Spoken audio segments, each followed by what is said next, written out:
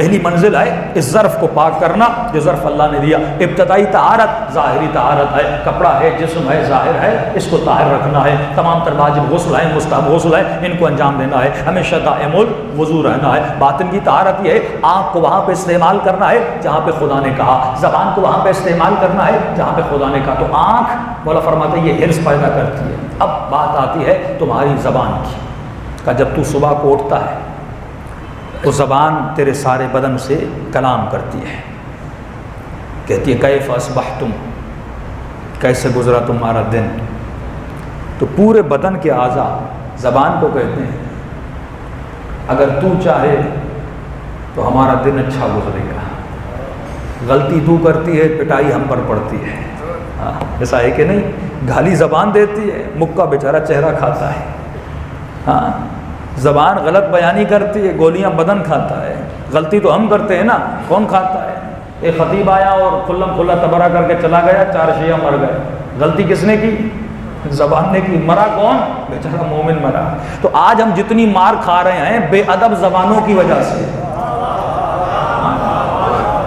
اگر زبان با ادب بن جائے، منبر پر آنے والے کو زبان کا ادب ہی پتہ نہیں کہ پہلے اس کو با ادب بنانا ہے، اور بیٹھا کہاں پر ہے جہاں پہ بولتی زبان ہے. میں 1 گھنٹے سے کیا بول رہا ہوں، زبان ہی بول رہی ہے نا. اب 1 گھنٹے کو اس کو زبان کو استعمال کروانا 1 گھنٹے کے لیے، اور اس کو یہی نہیں پتا کہ زبان کا ادب کیا ہوتا ہے. تو علماء فرماتے ہیں ایک اپنے اعضاء کو پاک کرو. یہ 2 چیزیں ہمیشہ ذہن میں بٹھائیے. ایک اپنے اعضاء کو ظاہری طور پر پاک کرو، دوسرا اپنے اعضاء پر کنٹرول کرو، تیسرا اپنے ہر عضو کو با ادب بناؤ. آنکھ با ادب ہو کے کہاں اٹھے اور کہاں جھکے. بدن با ادب ہو کس کے سامنے جھکنا ہے اور کس کے سامنے نہیں جھکنا. ظالم کے سامنے نہیں جھکنا، علی کے سامنے جھکنا ہے. عالم کے سامنے، زاہد کے سامنے، عرفاء کے سامنے، ان کے سامنے جھکنا ہے. باپ کے سامنے جھکنا ہے، ماں کے سامنے جھکنا ہے. بعض مجھے کہتے ہیں مجھے شرمندگی آتی ہے ماں کا ہاتھ چوموں.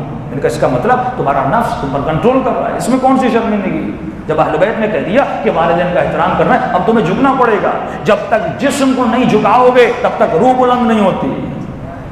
جتنا اس کو پست کرو گے اتنا روح بلندی کی طرف جائے گی. جتنا اس پر کنٹرول کرو گے اتنا تمہاری روح پرواز کرے گی. تو فرمایا زبان کو یہ تمام تر اعضاء کہتے ہیں کہ زبان اگر تو غلطی کرے گی پٹائی کس پر ہوگی؟ ہم پر ہوگی. راغب حسن زادہ عاملی فرماتے ہیں کہ یہ بدن کہتا ہے کہ اے زبان اپنی قدر کو جان کہ خدا نے تجھے کتنے محکم قلعے کے اندر رکھا. اسے دج کہتے ہیں. کہ 2 جبڑوں کے درمیان تجھے رکھا، اس کے بعد تجھے ایک دیوار دی دانتوں کی کہ تجھے کوئی تکلیف نہ ہو. اگر کوئی چہرے کو ہٹ بھی کرے تو پہلے جبڑا پھٹے، جبڑا نہ پھٹے تو پھر دانت گریں، اس کے بعد تجھ پر کوئی پہنچ سکتا ہے. یعنی خدا سمجھانا کیا چاہتا ہے؟ یہ خدا نے جو جسم کی ترتیب رکھی ہے کہ زبان کو انسان کے منہ کے اندر رکھا اور کتنی حفاظت میں رکھا ہے. دانتوں کی حفاظت میں، منہ کے جبڑے کی حفاظت میں کیوں رکھا ہے؟ کیونکہ اللہ بتانا چاہتا ہے جتنا میں نے زبان کو محفوظ بنایا تو بھی اپنی زبان کی اتنی حفاظت کر. یہ محفوظ بنانا ظاہری ہے، میں نے ظاہری طور پر اس کو محفوظ بنایا، تو باطنی طور پر اس کو محفوظ بنانا. کبھی زبان، اور اہل بیت فرماتے ہیں امام زین العابدین علیہ الصلوۃ والسلام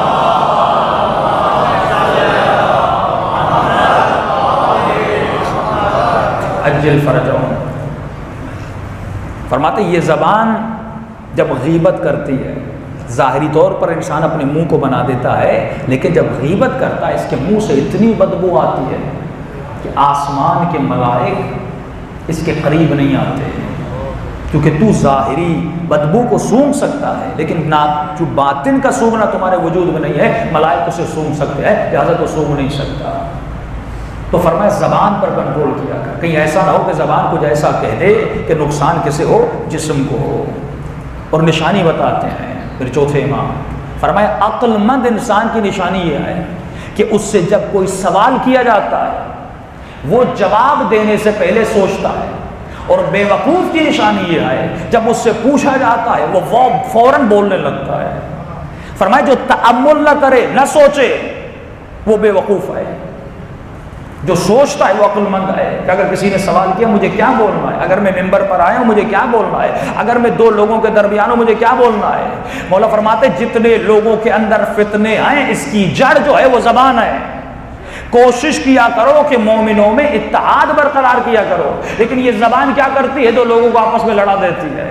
تبھی فرمایا جو انسان گالی دے وہ ہم میں سے نہیں ہے، جو انسان تہمت لگائے وہ ہم میں سے نہیں ہے، جو انسان غیبت کرے وہ ہم میں سے نہیں ہے۔ اور تبھی کہا کہ اگر 3 دن گزر جائیں مومن اپنی غلطی کا کسی سے اظہار نہ کرے، بھائی میری غلطی ہے معاف کر دو، فرمایا اس پر اللہ کی اور اہل بیت کی لعنت ہو۔